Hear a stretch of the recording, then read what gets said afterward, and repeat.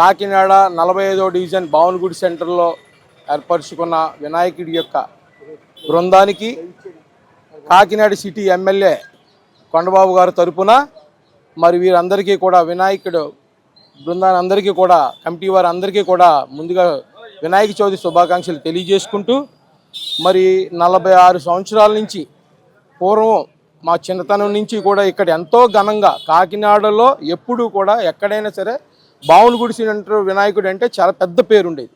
ఎందుకంటే ఇక్కడ కార్మికులు, కర్షకులు, వ్యాపారస్తులు అందరూ కూడా కలిపి ఈ యొక్క వినాయకుడిని ఎంతో ఘనంగా ఏర్పరచుకునేవారు. అప్పటి నుంచి కూడా ఈ వేళ వరకు కూడా ఏ రోజు ఒక్క సంవత్సరం కూడా ఆగకుండా మరి ఇంత గొప్పగా మరి చేసిన ఈ వ్యాపారస్తులకి అక్కడ కార్మికులు అందరికీ కూడా కృతజ్ఞతలు తెలియజేసుకుంటూ మరి ఈరోజు కాకినాడలో వినూత్నంగా అంటే ప్రకృతి యొక్క అంటే పరిరక్షణకి పర్యావరణానికి ఏ విధంగా అయితే ఉండాలనేది ముందు ఆ విధంగా మరి ఈవేళ ప్లాస్టిక్తో కాకుండా అది ప్లాస్టర్ ఆఫ్ ప్యారిస్తో కాకుండా చాలామంది మట్టి వినాయకుడిని తయారు చేస్తున్నారు. అలాగే మరి ఈరోజు 1000 కేజీలతో మరి బెల్లంతో వినాయకుడిని తయారు చేయడం చాలా చాలా ఆనందదాయకం. ఎందుకంటే ముందుగా ఈ బృందాన్ని అందరికీ కూడా వారు తీసుకున్న నిర్ణయానికి చాలా ధన్యవాదాలు తెలియజేసుకున్నాను. ఎందుకంటే ముందు పర్యావరణాన్ని రక్షించడం కోసం వీరు ఈ నిర్ణయం తీసుకుని ఇంత బాగా మంచి చాలా ఇవాళ నేను చాలా కాకినాడలో చాలా వార్డుల్లో గుడులకు వెళ్ళడం జరిగింది. మరి ఈ రకంగా మరి కాకినాడ భావనగుడి సెంటర్లో ఇంత గొప్పగా విగ్రహాన్ని ఏర్పరచుకున్నందుకు చాలా ఆనందం.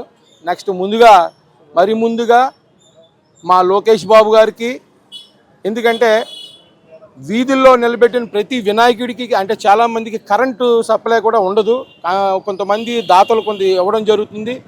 అది కాకుండా ఈవేళ లోకేష్ బాబు గారు ప్రతి వీధుల్లో నిలబెట్టిన ప్రతి వినాయకుడికి కూడా కరెంటుని ఉచితంగా గవర్నమెంట్ ద్వారా కరెంటుని ఇచ్చే నిర్ణయం తీసుకున్నందుకు ముందుగా లోకేష్ బాబు గారికి ధన్యవాదాలు తెలియజేసుకుంటూ, అలాగే భావనగుడి యొక్క మరి కొండబాబు గారికి, అలాగే మరి కాకినాడలో మరి భావనగుడి సెంటర్లో మరి ఇంతమంది కార్మికులు, కర్షకులు అందరూ కూడా ఏర్పరచుకున్న ఈ యొక్క వినాయకుడు కార్యక్రమాలన్నీ కూడా బాగా జరిగి వచ్చే భక్తులందరికీ కూడా మంచి సౌకర్యాలు కల్పించి వారి యొక్క ఆశీస్సులు పొందాలని చెప్పి కోరుకుంటూ ఈ అవకాశం ఇచ్చిన పెద్దలందరికీ ధన్యవాదాలు తెలియజేస్తున్నాను.